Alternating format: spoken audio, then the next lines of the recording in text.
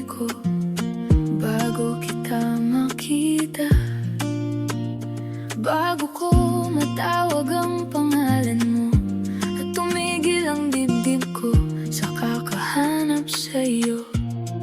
Sa dami ng daan, ubos na ako sa panahon, pero andyan ka lang pala. Napakaraming lugar ang nilakbay ko.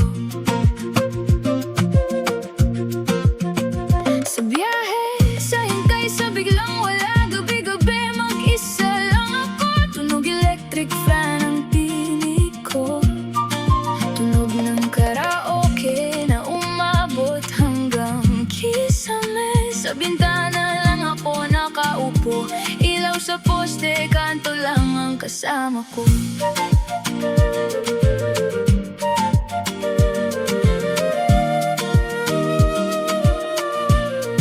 Suot ko pa rin yung sapatos kasi umaasa tawagan mo ako bago maubos ang kape, bago ako lamunin ng antok sa lalim gabi. Inaabangan ko yung tunog cellphone ko sa ilalim ng kumot, sa ilaw ng charger, hanggang pumuti na lang ang screen. Walang pangalan mo, walang mensahe mo, walang sagot.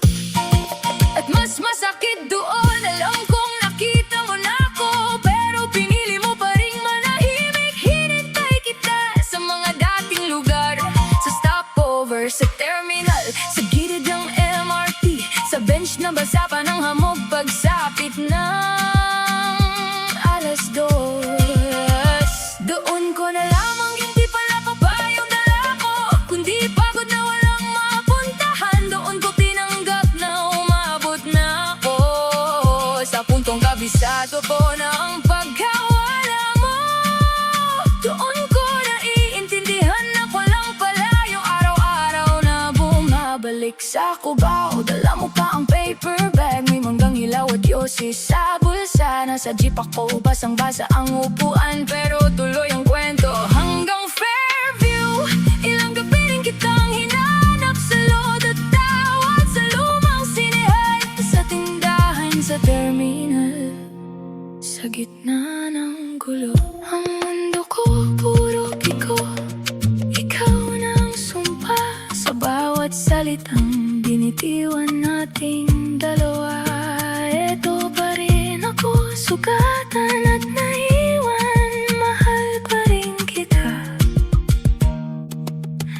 kasing laki ng mundong ito.